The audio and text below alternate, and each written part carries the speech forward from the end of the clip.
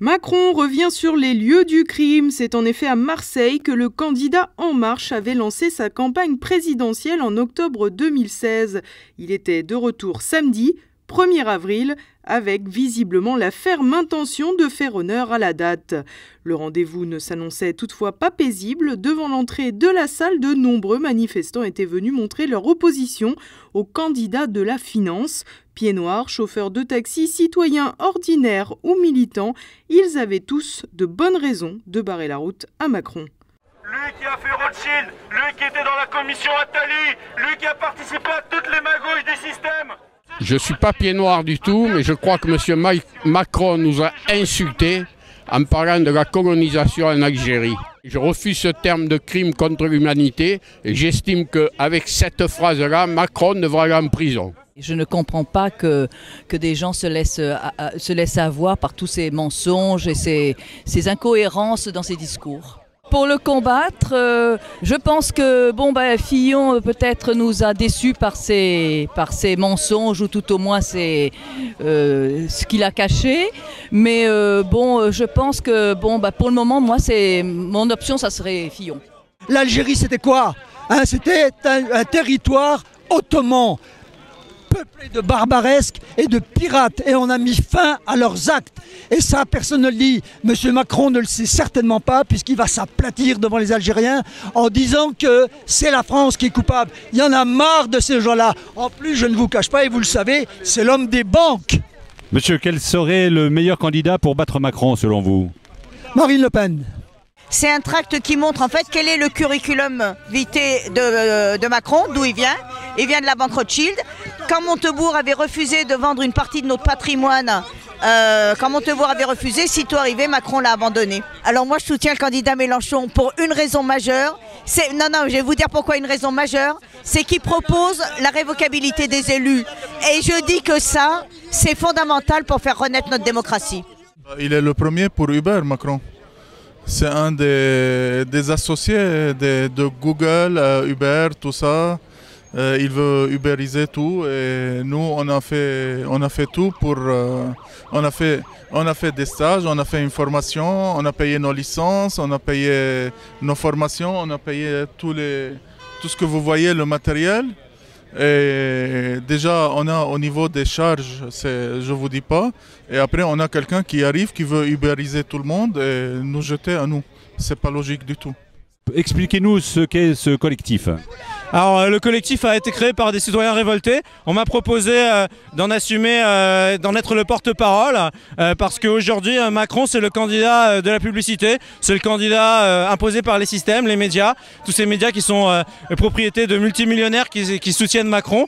Et franchement, nous les citoyens, on n'a pas du tout envie qu'on nous impose un candidat banquier qui viendrait faire une OPA sur la République.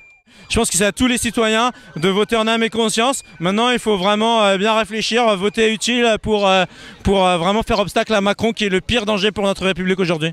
Il y a 2 tours, donc il y a 2 chances pour virer Macron, quoi. Au premier tour, il faut regarder si jamais Macron est deuxième, il faut voir qui est le candidat numéro 3 et le faire monter pour virer Macron. Et puis si Macron passe au second tour, il faut faire front contre lui, il faut faire du tout sauf Macron, il faut aller dans la rue, il faut se mobiliser pour empêcher qu'on ait un candidat banquier qui vienne prendre le pouvoir. Voilà, moi j'habite à Marseille, là, 12e, 3e, madame Lisette Nagroussi, les maires, les tiennent lui, parce que lui il est bien, ni à droite ni à gauche, voilà, j'espère qu'il fait quelque chose pour nous. Hein. Nous, ça fait longtemps ici, moi ça fait 40 ans à Marseille, je suis à la retraite, il me donnait 400 €, comment je vis avec 400 €? Est-ce que vous êtes membre du mouvement En Marche, le mouvement d'Emmanuel Macron? Oui, 12e, 3e, nous sommes avec lui. Quartier, 12e, 3e, arrondissement. Je suis avec lui. J'espère que les autres, l'autre, elle a fait la costume à 7 000 €. Moi, je touche 400 € pour vivre. Le loyer, le manger et tout. J'en ai marre, là, on ne peut pas. Vous pensez qu'Emmanuel Macron va améliorer votre situation? J'espère qu'il monte un peu le retraite, comme au moins, hein, vivre. En plus pour les jeunes maintenant, moi ça va, comme on a dit, ça y est, le train est passé, je suis vieux. Au moins pour les enfants, mon fils, ma fille, il faut travailler, il faut gagner sa vie. Hein. Il y a déjà de la contestation, qu'en pensez-vous? Elle n'a pas lieu d'être la contestation, parce que quand vous entendez ceux qui sont pour Mélenchon dire Macron est un pognon. Jusqu'à preuve du contraire, c'est quand même Mélenchon qui a un patrimoine plus élevé que Macron. Les frictions étaient prévisibles. C'était sans doute pour cette raison que le président de la région, le républicain Christian Estrosi, avait tenu à rencontrer Emmanuel Macron en amont, à moins que ce soit pour des raisons plus personnelles et opportunistes. En effet, au-delà de s'assurer de la bonne tenue du meeting du banquier, le sarkozyste envisageait peut-être un retournement de veste en bonne et due forme, à plus forte raison après s'être fait copieusement huer lors du meeting de François Fillon à Toulon vendredi. J'ai été, je suis et je resterai toute ma vie gaulliste. Le gaullisme, c'est le rassemblement de celles et ceux qui placent l'intérêt de la France au-dessus de tout. Des sifflets et des huées, des soutiens de François Fillon qui ont sans doute à voir avec les critiques acerbes que Christian Estrosi avait émises en plein Penelope Gate. Le président de la PACA ne passe donc pas pour le plus fidèle parmi les fidèles des rangs, au point donc que certains l'imaginent bien se mettre en marche avec Macron. Au vu des échanges qu'ils ont eus ces derniers jours, de l'estime, voire de l'amitié, dixit le républicain qu'ils ont en commun. Quoi qu'il en soit, grâce à Estrosi ou non, le banquier a pu tenir sa réunion sans grande difficulté, du point de vue de l'organisation au moins, en misant tout sur la lutte contre le Front National. Face à quelques 6000 personnes, Emmanuel Macron n'a pas convaincu de ses progrès avec le baryton qui lui donne des cours. Nous sommes attaqués de toutes parts par le Front National, notre premier opposant. Non, ne les sifflez jamais, combattez-les, convainquez. Sortons-les! Oui, c'est notre premier opposant. Et tout le monde, dans la vie politique, s'est habitué à eux. C'est devenu normal. Ils vont être en tête du premier tour. Et personne ne s'en étonne. Non, nous allons être en tête du premier tour. Et nous allons les battre. Premier petit tour de chauffe pour les cordes vocales, mais Macron peut mieux faire, il peut aussi recycler son maître à penser. Faute de pipotron, François Hollande fera l'affaire.